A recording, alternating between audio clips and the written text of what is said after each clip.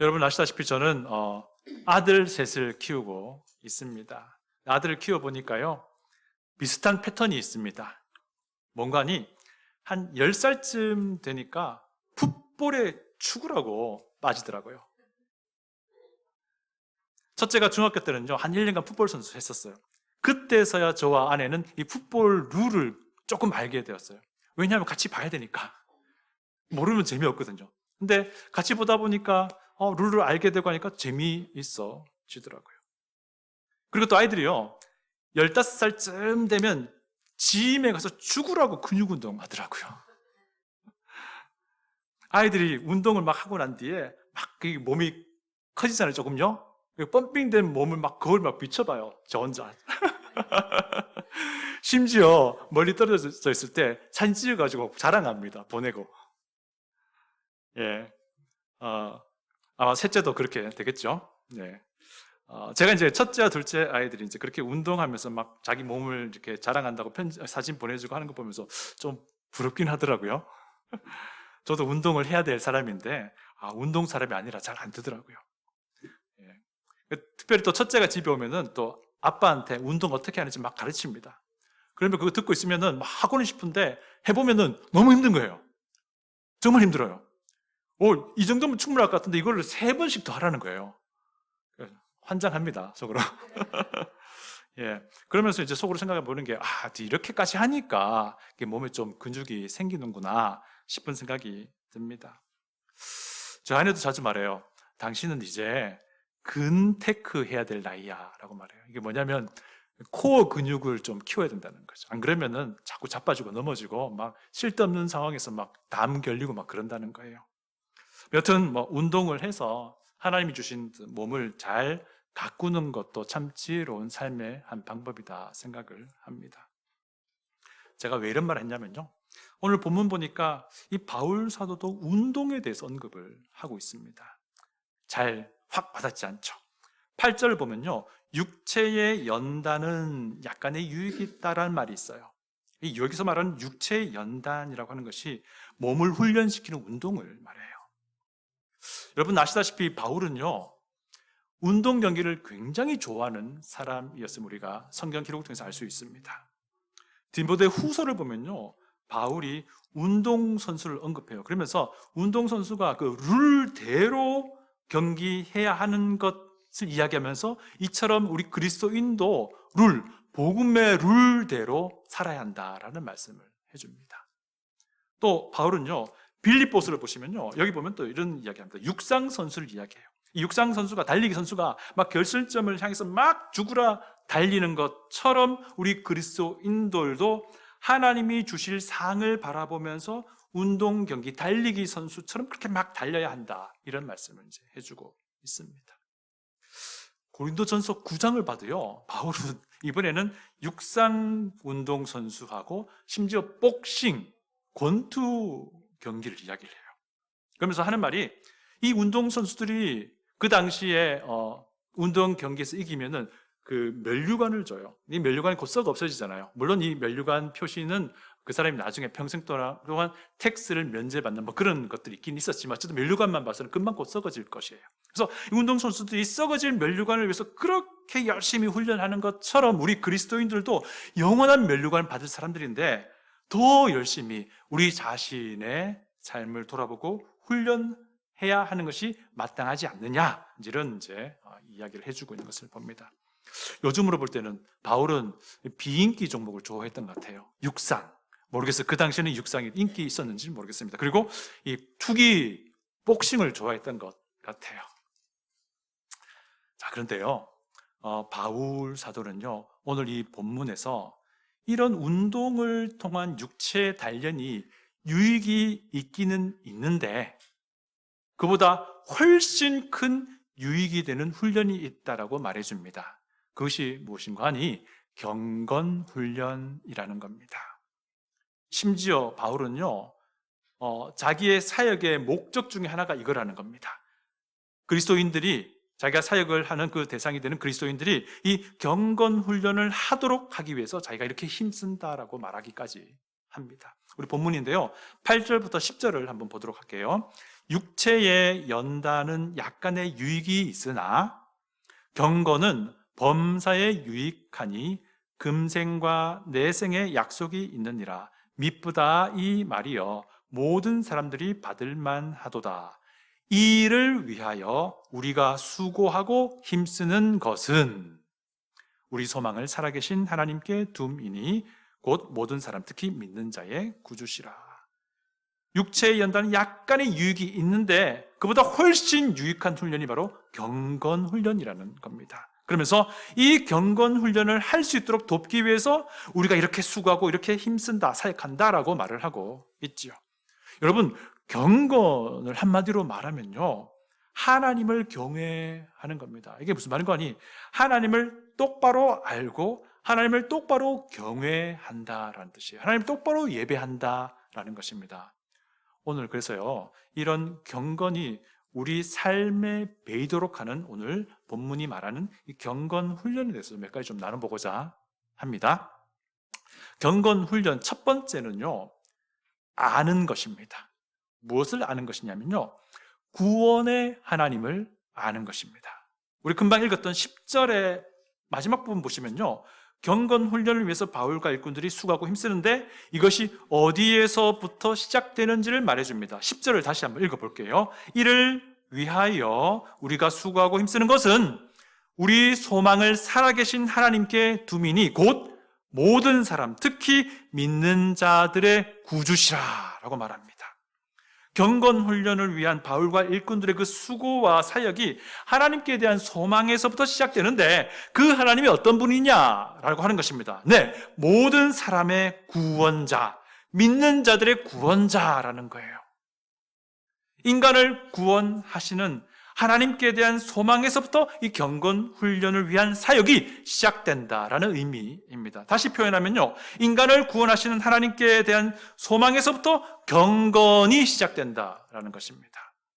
올바르게 하나님을 경외하고자 한다면 구원의 하나님을 올바로 알아야 한다라는 의미를 우리에게 준다 할 수 있습니다. 올바른 하나님을 바로 경외하고자 한다면 진정으로 구원받은 사람이 될 때에 이것이 가능해진다라는 것을 우리에게 말해주고 있는 것입니다. 여러분, 이 구원 문제는 너무너무 중요합니다. 그래서 제가 또 몇 가지 질문을 또 드릴 수밖에 없습니다. 여러분이 진짜 거듭난 그리스도인이라면 이 질문에 기쁨으로 예, 아멘 하게 될 것입니다. 여러분은 여러분 자신이 하나님의 심판을 받을 수밖에 없는 죄인임을 인정합니까? 여러분은 여러분 자신의 능력으로는 도무지 이 하나님의 심판을 벗어날 수 없음도 인정합니까? 여러분은 하나님만이 여러분의 죄를, 내 죄를 용서하시고 구원으로 인도하시는 분임을 인정합니까?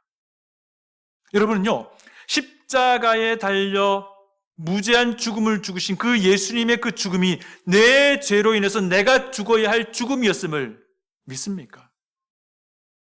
누구든지 예수 그리스도를 구주로 믿는 이들에게 영생 주신다는 성경의 약속을 믿습니까?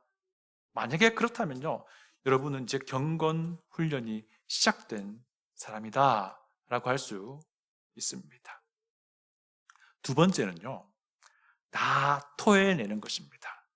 무엇을 토해내냐면요, 예수님이 아닌 것을 다 토해내는 거예요. 예수님을 구주로 믿고 구원받은 사람은 이제 막 태어난 어린 아이입니다. 그래서 거듭난다라는 표현을 쓰는 겁니다.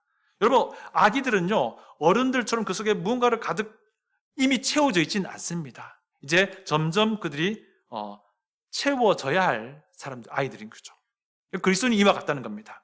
예수님을 구주로 믿기 전에 그 모든 것을 싹 다 비우겠노라. 그래서 이제는 성경에 말하는 예수님의 그 말씀으로, 예수님으로 내 채우겠다라고 한 사람이 거듭난 그리스도인입니다.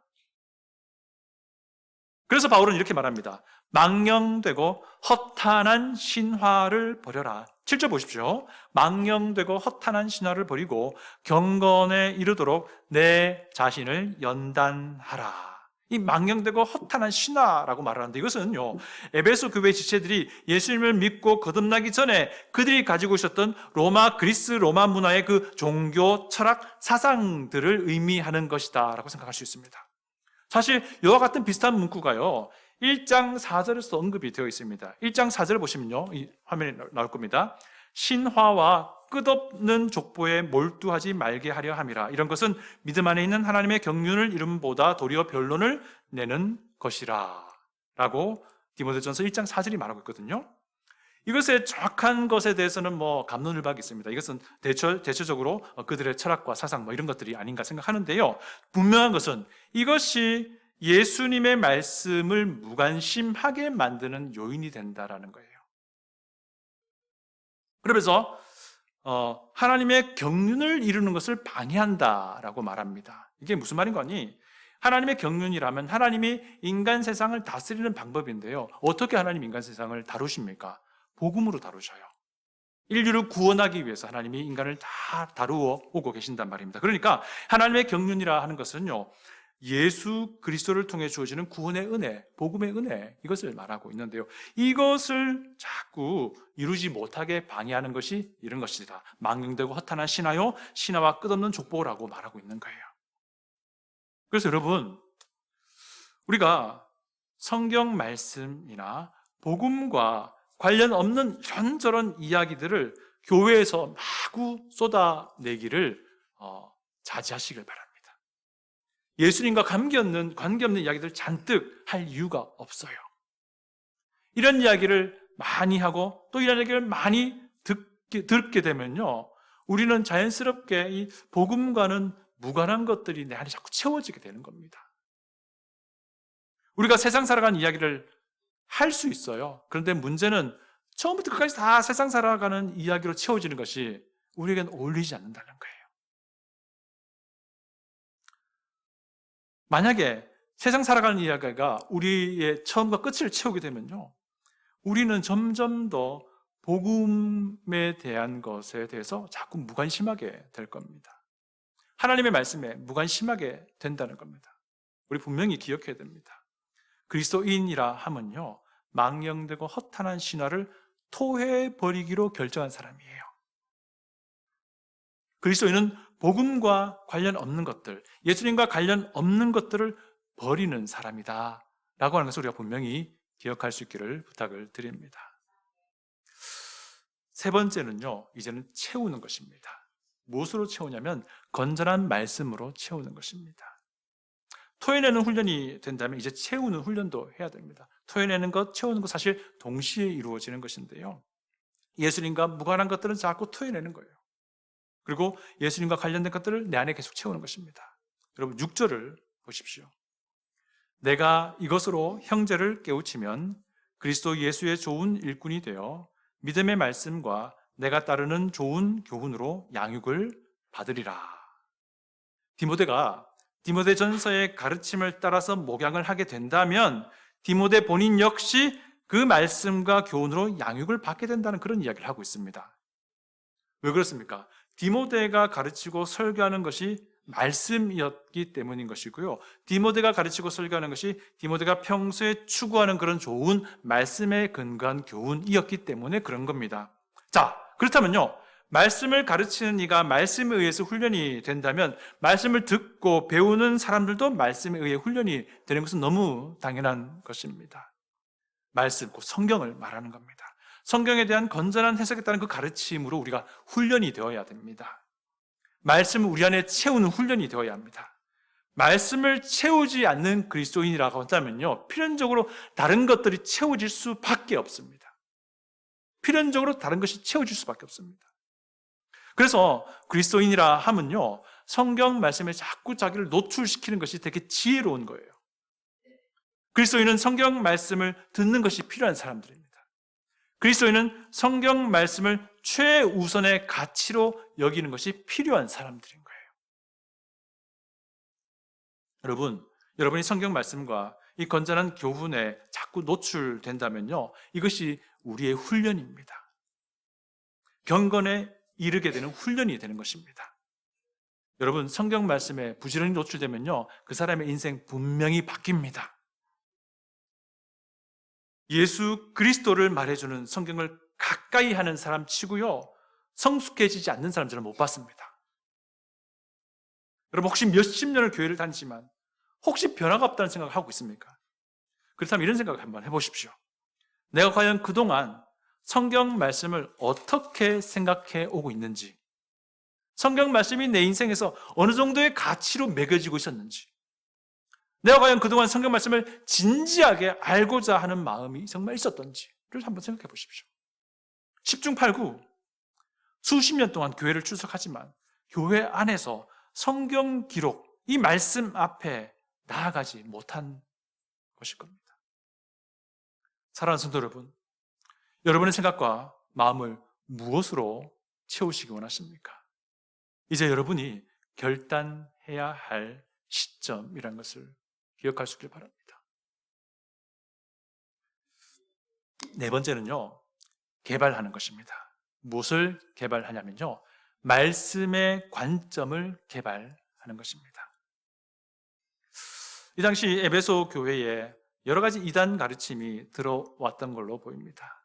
이것은 뭐냐면 비성경적인 금욕주의입니다. 금욕주의. 이건 특별히 어떤 모양으로 나타났냐면요, 성욕과 식욕을 억제하는 모양으로 나타난 것 같습니다.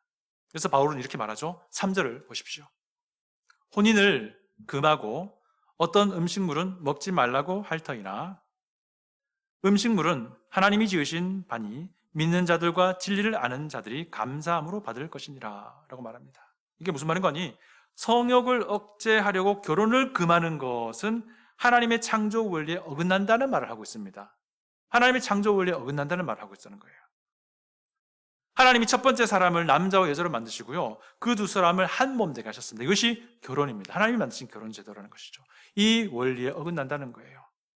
또 식욕을 억제하려고 특정 음식을 금하게 하는 것도 하나님의 창조 원리에 어긋난다는 것입니다. 하나님이 인간을 만드시기 전에 인간을 위해 이 모든 만물을 만드셨어요. 그리고 인간에게 그것들을 주셨습니다. 그리고 그것을 다스리게 하셨습니다. 그래서 모든 음식은, 모든 것들은 인간에게 하나님이 주신 거예요. 이 원리에 어긋난다는 것입니다. 그래서 이 창조 원리, 이 성경이 말하는 원리를 잘 아는 사람, 성경의 진리를 잘 아는 그런 믿는 자들이 이런 것들은 감사함으로 받을 수 있다는 것입니다. 여기서 중요한 것은 하나님의 말씀의 원리를 잘 아는 것인 거죠. 여러분이 예수님을 구주로 믿어서 그리스도인이 됩니다. 그리고 과거에 여러분을 채우던 옛 것들을 다 토해내고 그 빈자리에 예수 그리스도를, 그분의 말씀을 채운다면요, 이제 세상을 하나님의 눈으로 바라보는 그 관점이 생겨나야 합니다. 그리고 세상에 있는 여러 가지 것들을 성경을 근거로 해석하고 이해할 수 있는 감각이 생겨나야 됩니다. 그래서 건전한 해석에 따른 성경 말씀의 가르침에 위배되지 않는다라고 한다면 감사함으로 받으면 되고요. 그런데 이것이 성경의 방향과 다르게 가는 것이다, 성경의 가르침을 위배하는 것이다 라고 한다면 단호하게 거절하는 겁니다. 저는 여기 앉아있는 우리 모두가요, 이런 성경의 관점으로 세상을 해석하고 이해할 수 있는 그 감각이 개발될 수 있기를 바랍니다. 이것이 우리가 해야 할 경건 훈련입니다. 마지막 5번째는요, 지키는 겁니다. 무엇을 지키냐면요, 양심을 지키는 겁니다. 우리 흔히 이런 말 하죠. 너 양심에 털 났냐? 빵꾸 났냐? 뭐 이런 말 쓰잖아요. 그게 어떨 때 씁니까? 되게 친한 사이인데 이 사람이 뭐 얼토당토하는 그런 결정을 하려고 할 때 이렇게 이야기를 해줍니다. 그런데요, 이런 비양심적인, 비상식적인 결정을 밥 먹듯이 자주 하는 경우에 대해서 성경은 이런 사람을 표현합니다. 양심이 화인 맞았다라고 표현합니다. 우리 본문 2절을 보십시오. 자기 양심이 화인을 맞아서 외식함으로 거짓말하는 자들이라. 여러분, 양심이 화인 맞았다는 것은요, 양심이 인두로 지졌다는 그런 뜻으로 이해하시면 됩니다. 그래서 감각을 잃어버린 거예요. 그런데 있잖아요, 양심의 감각이 무뎌졌다는 것은요, 우리 신앙적 관점에서 볼 때 매우 심각한 상황을 말합니다. 왜 그런 거 아니? 양심은요, 하나님을 인식하는 역할을 감당하기 때문에 그렇습니다. 여러분, 로마서에 따르면요, 사람은 본능적으로 양심을 통해서 하나님의 법을 인식한다 말합니다. 하나님의 그 직접적인 말씀 기록이 주어지지 않은 사람이라 할지라도 그들이 하나님이 만드신 그 양심을 통해서 하나님의 말씀의 기능을 대신하게 하셨다라고 말해요. 그래서 그 양심이 고장나 버렸다 라고 한다는 것은요, 어떤 것을 말하냐면 그 이전부터 여러 번에 걸쳐서 지속적으로 양심을 속이는 행위를 해왔다는 뜻이에요. 이런 상황을 양심이 화인 맞았다고 성경이 말하는데요, 불인두로 지져졌다는 뜻이에요. 그래서 막 마비되었다는 뜻입니다. 어떻게 하면 이렇게 됩니까? 지속적으로 하나님의 말씀에 불순종하려고 할 때 우리의 신앙 양심은 계속 마비되어 가는 겁니다.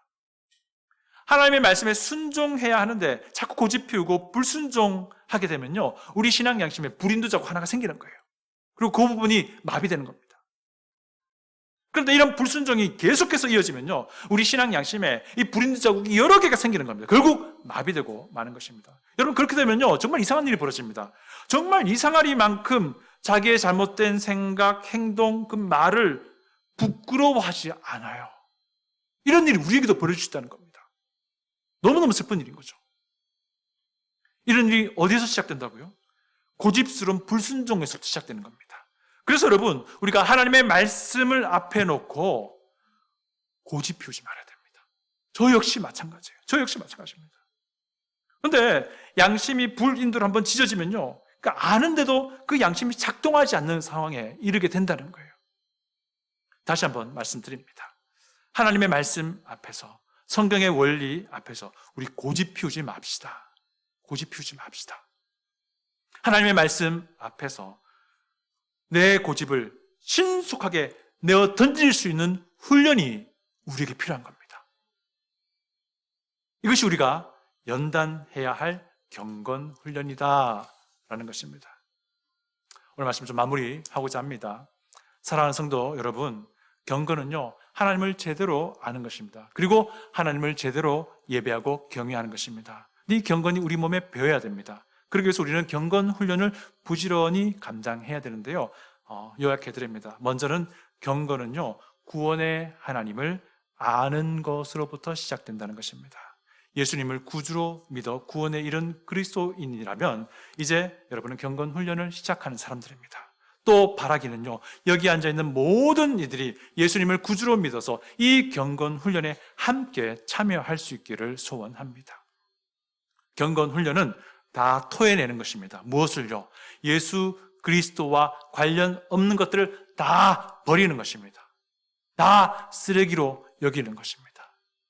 세 번째 경건 훈련은요, 채우는 것입니다. 예수 그리스도로, 그분의 말씀으로 채우는 것입니다. 특별히 성경 말씀이 내 안에 채워지는 그 일에 최선을 다할 수 있기를 부탁을 드립니다.